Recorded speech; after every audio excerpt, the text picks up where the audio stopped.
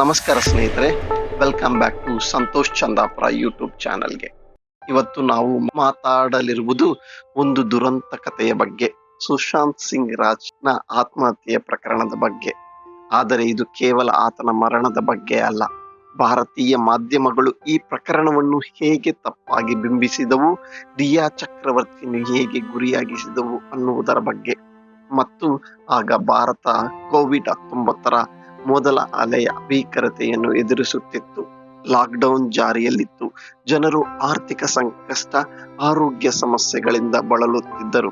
ಆದರೆ ಮಾಧ್ಯಮಗಳು ನಡೆದುಕೊಂಡ ರೀತಿಯೇ ಬೇರೆಯಾಗಿತ್ತು.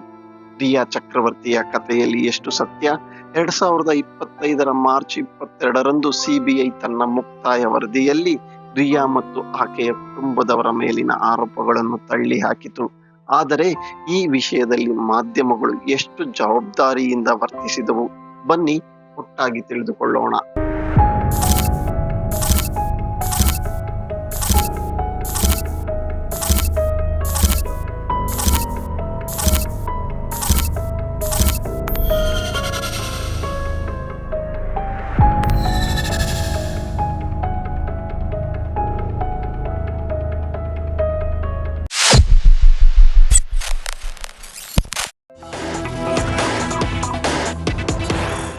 There's big breaking news that is coming in at the moment. Actor Sushant Singh Rajput has committed suicide at his residence by hanging himself in Bandra.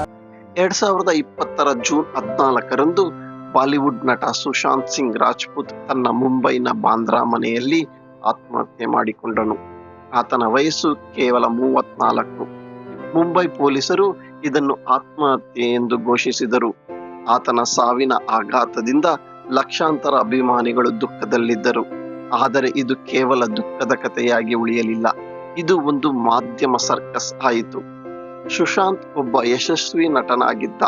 MS Dhoni, ಚಿಚೋರೆ ತರಹದ ಸಿನಿಮಾಗಳಲ್ಲಿ ಆತನ ನಟನೆ ಎಲ್ಲರ ಮನಗೆದ್ದಿತು. ಆದರೆ ಆತನ ಸಾವಿನ ನಂತರ ಮಾಧ್ಯಮಗಳು ಈ ಪ್ರಕರಣವನ್ನು ಒಂದು ಸಂವೇದನಾತ್ಮಕ ಡ್ರಾಮಾವಾಗಿ ಮಾರ್ಪಡಿಸಿದವು. मैं अपने शब्दों पर संयम रखना चाहता हूं कि रिया चक्रवर्ती के व्हाट्सएप कन्वर्सेशन मेरे पास है. अरे रिया चक्रवर्ती बोलती है ड्रग दो, मुझे ड्रग दो, मुझे ड्रग्स दो.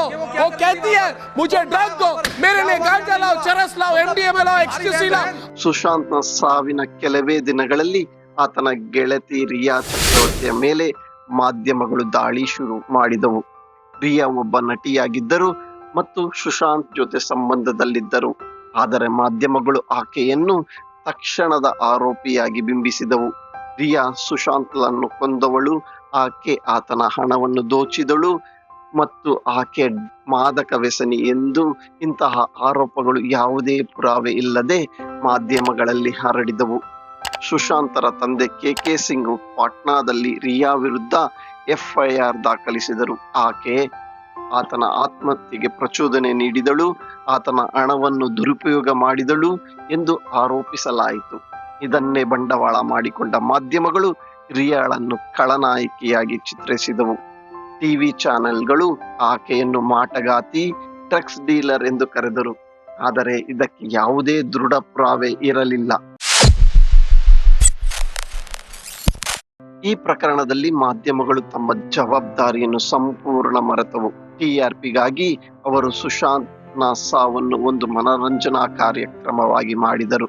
ಸುಶಾಂತ್ನ ಕೊಲೆಯಾದನ ಎಂಬ ಪ್ರಶ್ನೆಯನ್ನು ಪದೇ ಪದೇ ಎತ್ತಿ ರಿಯಾ ಮೇಲೆ ಸುಳ್ಳು ಆರೋಪವನ್ನು ಹೊರಿಸಿದರು. ಕೆಲವು ಚಾನೆಲ್ಗಳು ಆಕೆಯನ್ನು ಮಾಟಗಾತಿ ಎಂದು ಕರೆದರು. ಇನ್ನು ಕೆಲವರು ಇದು ರಾಜಕೀಯ ಷಡ್ಯಂತ್ರ ಎಂದು ಹೇಳಿದರು. ಸಾಮಾಜಿಕ ಜಾಲತಾಣಗಳಲ್ಲಿ ರಿಯಾ ವಿರುದ್ಧ ದ್ವೇಷ ಅಭಿಯಾನ ಶುರುವಾಯಿತು. ಆಕೆಗೆ ಬೆದರಿಕೆ ಸಂದೇಶಗಳು, ಅವಮಾನಕಾರ ಕಮೆಂಟ್ಗಳು ಬಂದವು. ಆದರೆ ಈ ಎಲ್ಲದರ ಮಧ್ಯೆ ಸತ್ಯವನ್ನು ತಿಳಿಯುವ ಯತ್ನ ಯಾರೂ ಮಾಡಲಿಲ್ಲ. ಮಾಧ್ಯಮಗಳು ರಿಯಾಳನ್ನು ತಪ್ಪಿತಸ್ಥಳನ್ನಾಗಿ ಘೋಷಿಸಿ ತೀರ್ಪು ಕೊಟ್ಟೇ ಬಿಟ್ಟವು. पूरे देश में आज रात 12 बजे से संपूर्ण देश में संपूर्ण लॉकडाउन होने जा रहा है। 2020 ಜೂನ್ ನಿಂದ ಆಗಸ್ಟ್ ವರೆಗೆ ಭಾರತದಲ್ಲಿ ಕೋವಿಡ್ ಪ್ರಕರಣಗಳು ದಿನಕ್ಕೆ ಲಕ್ಷಾಂತರ ಸಂಖ್ಯೆಗೆ ಏರಿದವು. ಆಸ್ಪತ್ರೆಗಳಲ್ಲಿ ಬೆಡ್ಗಳ ಕೊರತೆ, ಆಮ್ಲಜನಕ ಸಿಲಿಂಡರ್ಗಳ ಕೊರತೆ, ಲಸಿಕೆ ವಿಳಂಬ ಇವೆಲ್ಲವೂ ಜನರನ್ನು ಕಾಡುತ್ತಿದ್ದವು. ಆದರೆ ಮಾಧ್ಯಮಗಳು ಈ ಗಂಭೀರ ಸಮಸ್ಯೆಗಳ ಬಗ್ಗೆ ಚರ್ಚಿಸುವ ಬದಲು ಸುಶಾಂತ್ ಪ್ರಕರಣವನ್ನು ಒಂದು ರಾಷ್ಟ್ರೀಯ ವಿವಾದವಾಗಿ ಮಾಡಿದವು. ಟಿವಿ ಚಾನೆಲ್ಗಳಲ್ಲಿ ಸುಶಾಂತ್ಗೆ ನ್ಯಾಯ ಬೇಕು ಎಂಬ ಹ್ಯಾಶ್ಟ್ಯಾಗ್ ದಿನಗಟ್ಟಲೆ ಚಾಲ್ತಿಯಲ್ಲಿತ್ತು. ಕೋವಿಡ್ ಸಾವುಗಳ ಸಂಖ್ಯೆ ಏರುತ್ತಿದ್ದರೂ ಆರೋಗ್ಯ ಸಚಿವಾಲಯದ ಮಾಹಿತಿಗಳಿಗಿಂತ ರಿಯಾಳ ಖಾಸಗಿ ಜೀವನದ ಬಗ್ಗೆ ಹೆಚ್ಚು ಚರ್ಚೆಯಾಯಿತು. ಇದು ಜನರ ಗಮನವನ್ನು ಕೋವಿಡ್ ಸಂಕಷ್ಟದಿಂದ ದೂರವಿಟ್ಟಿತು. ಈ ಪ್ರಕರಣವನ್ನು ಮುಂಬೈ ಪೊಲೀಸ್ನಿಂದ ಸಿಬಿಐಗೆ ವರ್ಗಾಯಿಸಲಾಯಿತು. All India institute of medical science ತಂಡವು ಸುಶಾಂತನ ಶವ ಪರೀಕ್ಷೆ ವರದಿಯನ್ನು ಪರಿಶೀಲಿಸಿತು. 2020 ಅಕ್ಟೋಬರ್ನಲ್ಲಿ AIIMS ತಂಡವು ಇದು ಒಂದು ಆತ್ಮಹತ್ಯೆ ಎಂದು ದೃಢಪಡಿಸಿತು. ಕೊಲೆಯ ಯಾವುದೇ ಸಾಧ್ಯತೆ ಇಲ್ಲ ಎಂದು ಸ್ಪಷ್ಟಪಡಿಸಿತು. 2025 ಮಾರ್ಚ್ 22ರಂದು ಸಿಬಿಐ ತನ್ನ ಮುಕ್ತಾಯ ವರದಿಯಲ್ಲಿ ಇದೇ ತೀರ್ಮಾನಕ್ಕೆ ಬಂತು. ರಿಯಾ ಮತ್ತು ಆಕೆಯ ಕುಟುಂಬದವರ ಮೇಲಿನ ಎಲ್ಲಾ ಆರೋಪಗಳನ್ನು ತಳ್ಳಿಹಾಕಿತು.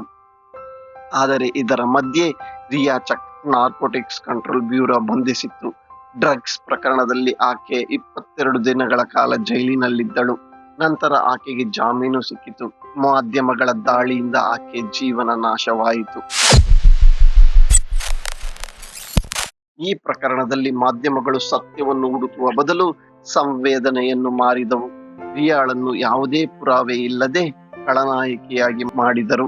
ಸುಶಾಂತರ ಮಾನಸಿಕ ಆರೋಗ್ಯದ ಬಗ್ಗೆ ಚರ್ಚಿಸುವ ಬದಲು ಅವರು ಆತನ ಸಾವನ್ನು ಒಂದು ರಾಜಕೀಯ ಆಟವಾಗಿ ಮಾಡಿದರು. ಬಿಜೆಪಿ ನಾಯಕರು ಈ ಪ್ರಕರಣವನ್ನು ಬಿಹಾರ ಚುನಾವಣೆಗೂ ಸಹ ಬಳಸಿಕೊಂಡರು. ಮುಂಬೈ ಪೊಲೀಸರನ್ನು ಸಹ ದೂಷಿಸಿದರು. ಅಕ್ಟೋಬರ್ 2020ರಲ್ಲಿ ನ್ಯೂಸ್ ಬ್ರಾಡ್ಕಾಸ್ಟಿಂಗ್ ಸ್ಟ್ಯಾಂಡರ್ಡ್ ಅಥಾರಿಟಿಯು ಕೆಲವು ಚಾನೆಲ್ಗಳಿಗೆ ಕ್ಷಮೆಯಾಚನೆ ಕೇಳುವಂತೆ ಆದೇಶಿಸಿತು. ಏಕೆಂದರೆ ಅವರು ಸಂವೇದನಾರಹಿತ ವರದಿಗಳನ್ನು ಪ್ರಸಾರ ಮಾಡಿದ್ದರು. ಆದರೆ ಆಗಲೇ ರಿಯಾ ಮತ್ತು ಸುಶಾಂತರ ಕುಟುಂಬಕ್ಕೆ ಆದ ನಷ್ಟವನ್ನು ಸರಿಪಡಿಸಲಾಗಲಿಲ್ಲ. ಸುಶಾಂತ್ ಸಿಂಗ್ ರಜಪೂತ್ ಪ್ರಕರಣ ನಮಗೆ ಏನು ಕಲಿಸುತ್ತದೆ? ಮಾಧ್ಯಮಗಳು ಜವಾಬ್ದಾರಿಯಿಂದ ವರ್ತಿಸಬೇಕು. ಆತ್ಮಹತ್ಯೆ ತುಂಬಾ ಸೂಕ್ಷ್ಮ ವಿಷಯ. ಇದನ್ನು ಸಂವೇದನೆಯಿಂದ ನಿರ್ವಹಿಸಬೇಕು, TRPಗಾಗಿ ಅಲ್ಲ. ರಿಯಾ ಚಕ್ರವರ್ತಿಯ ಜೀವನವನ್ನು ಮಾಧ್ಯಮಗಳು ನಾಶ ಮಾಡಿದವು. ಆದರೆ ಸತ್ಯ ಬೆಳಕಿಗೆ ಬಂದಾಗ ಯಾರೂ ಆಕೆಯ ಕ್ಷಮೆ ಕೇಳಲಿಲ್ಲ. ನಾವು ಒಂದು ಸಮಾಜವಾಗಿ ಇಂತಹ ದುರಂತಗಳಿಂದ ಪಾಠ ಕಲಿಯಬೇಕು.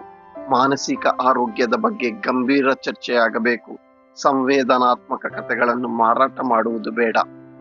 ಸುಶಾಂತ್ ಸಿಂಗ್ ರಾಜ್ಪೂತರ ಸಾವು ಒಂದು ದುಃಖದ ಘಟನೆಯಾಗಿತ್ತು. ಆದರೆ ಕೋವಿಡ್ ಸಮಯದಲ್ಲಿ ಮಾಧ್ಯಮಗಳು ಅದನ್ನು ಒಂದು ತಮಾಷೆಯಾಗಿ ಮಾಡಿದವು. ರಿಯಾ ಚಕ್ರವರ್ತಿ ಒಬ್ಬಳೇ ಗುರಿಯಾಗಲಿಲ್ಲ. ನಾವೆಲ್ಲರೂ ಈ ಸಂವೇದನಾರಹಿತತೆಗೆ ಬಲಿಯಾದೆವು.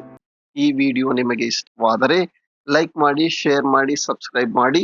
ನಿಮ್ಮ ಅಭಿಪ್ರಾಯವನ್ನು ಕಮೆಂಟ್ ನಲ್ಲಿ ಹಂಚಿಕೊಳ್ಳಿ. Thank you so much. This is Santosh signing of.